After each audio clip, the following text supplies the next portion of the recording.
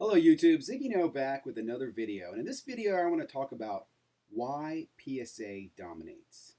Now I'll be honest, this is my theory and I'm really hoping some other people will either back this up or shoot it down or looking for some feedback. But it's something that's been kind of rattling around in my head for the last few weeks and I wanted to put it down in some type of video.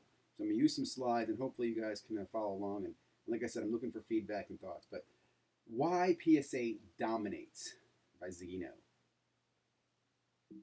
First thing is the impact of point 0.5 on the hobby. And you're thinking, what are you talking about, Ziggy? Well, I was thinking about this, and I'll come to this in a moment. One of the biggest changes in the last 20 years has been grading, right? We all recognize that. It's really what differentiates what cards are. Now, I won't go into the whole fact that manufacturers still make terrible cards, but we know that not all cards are 10s, right? Not all cards are 9s or 8s, even when they're pulled directly from the pack, very carefully with gloves and so on. But those few, those gem mints that are special, that hit the 10s and the 9.5s, carry a greater value in the hobby. And that has been really driven in the last 20 years since grading's been around, but it's been hyper accelerated in the last few years because, I mean, you can simply just buy cards, grade them, and make money if those cards come in with good grades. Now, those good grades typically have to be gem mint. Mint isn't necessarily good enough. It's got to be gem mint. We're going to talk about that in a minute. Now, I want to tell you two videos that have had a huge impact on this theory. Have both come from baseball card collector, investor, dealer. And I'm going to share those videos with you and explain to you why. One is first you have to understand the grading scale. I was not aware of the grading scale, honestly, until I watched one of the videos from baseball card collector, investor, dealer here. And I will put this video down in the copy this below.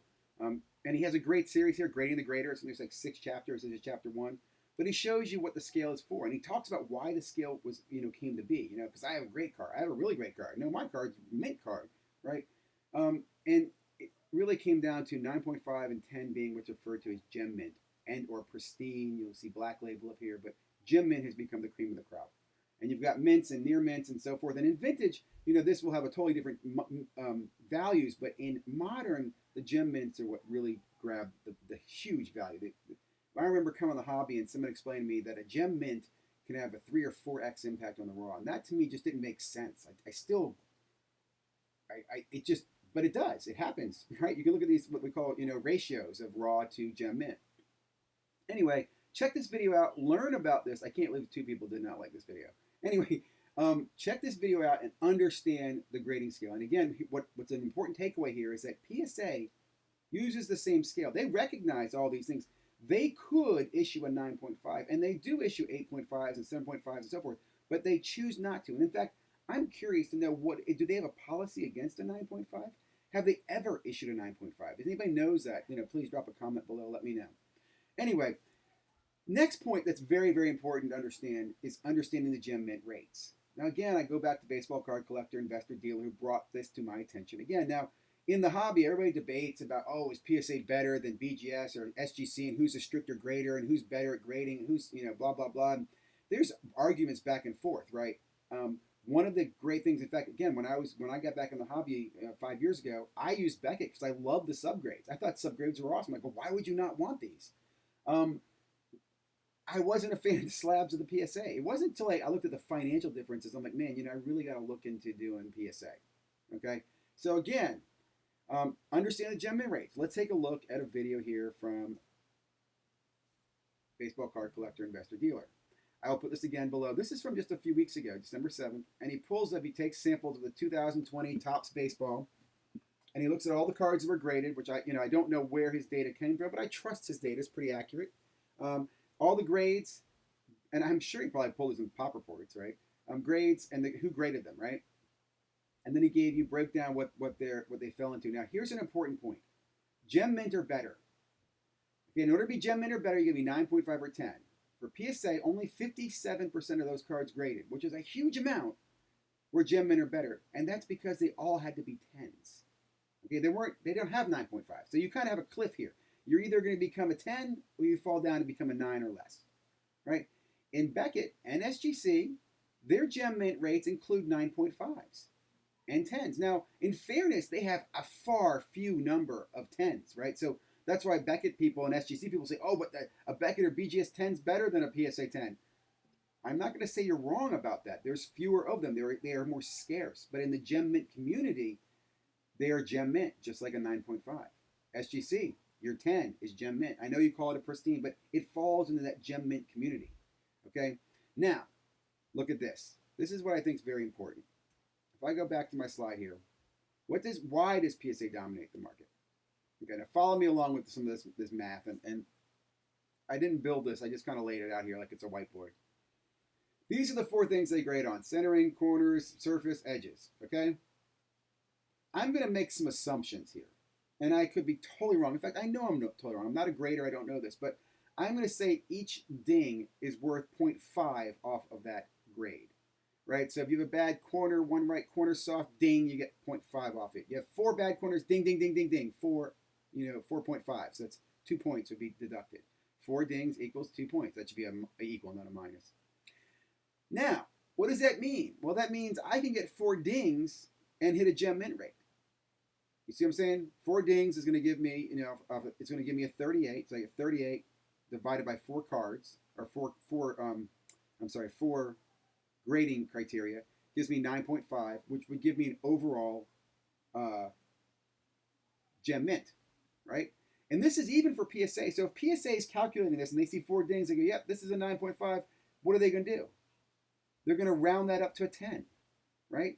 So for PSA, any card that's a 9.5 to PSA standards, not to Beckett standards or BGS standards. I'm not saying they're going to take all Beckett's and PSA's 9.5s and make them 10s, but to their standards, anything that's 9.5 becomes a 10 because they're rounding up. They don't round down. I mean, they don't round that down. They're not recognizing a 9.5. So it's my assumption there. I could be totally wrong, but that's a strong assumption, and I think it's a very fair assumption to make. Now, that means if it's less than a 9.5, right? Now that should be equals a 9, not equals 10. Man, I need to fix this slide. We'll see if I do that or not in the editing. However, now follow this. If you are greater than a 9.25, right? What do you round up to? You'd round up to 9.5. Now follow what I mean by this. This means, BGS and SGC can have 6 dings and gem mint. You follow what I'm saying there? Because if they have 6 dings, they would fall into a 9.25, and they would round that up to a 9.5 and put a label on it as a 9.5. If I assume had the 7th ding, it would round down to a 9. Now compare that to PSA. PSA, the 5th ding, and you are a 9, which is why you can crack PSA 9s and get them turned in for 9.5s. Right? You see this? Which is, again, why PSA, in my opinion, is dominating this market. They have the ability to give you the perception of higher gem mint rate, higher value, because you're going to get a 10. And let's just go into this marketing thing, right? People want 10s. I don't care if it's 9.5. People want a 10. We always want the 10. If there was a scale of 11, we'd want the 11. You know what I'm saying? So that marketability that I can get a card that's a 10, I can say, hey man, I got a gem mint 10. And they go, oh, it's a PSA, that's awesome. Now if you get a gem mint, if you get a pristine 10 from Beckett, that's wonderful. And that's why you'll also see in the Beckett world what they refer to as true gem mints, right? Where all the 4 subgrades are 9.5s. And when they are all 9.5s, there's a chance that could actually cross over to a PSA 10, which again makes the value for Beckett. So I say this to you because I do grade cards. I do crack cards. I do look at the values of cracking a 9 PSA to get a BGS 9.5. I do think there's a market for all of them. I'm glad there's a Beckett. And I'll also say this kind of in conclusion. I don't think there's anything anybody can do to change this. Beckett would be hurt if they went ahead and got rid of the 9.5s and just went to 9 and 10 model and followed PSA.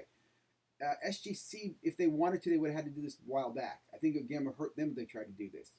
The new grader coming in the market might try it, but again, what's funny is they're going to go after the subgrades, which makes me wonder, so are subgrades helping or hurting? Right? We all love subgrades because we can kind of see why do we love subgrades. I'll tell you why I love them, because I want to crack them or cross them over to 9 or 10s. But if there were no subgrades in the market, right? In fact, maybe that's what Beckett should do. Maybe Beckett should do away with subgrades. I don't know. So anyway, just some thoughts I have out there. But I will tell you this, what I am very certain about is I do believe the major difference is that impact of that 0.5. The fact that PSA does not have a 9.5 has given them the ability to dominate the market. Right? Let's go back to that.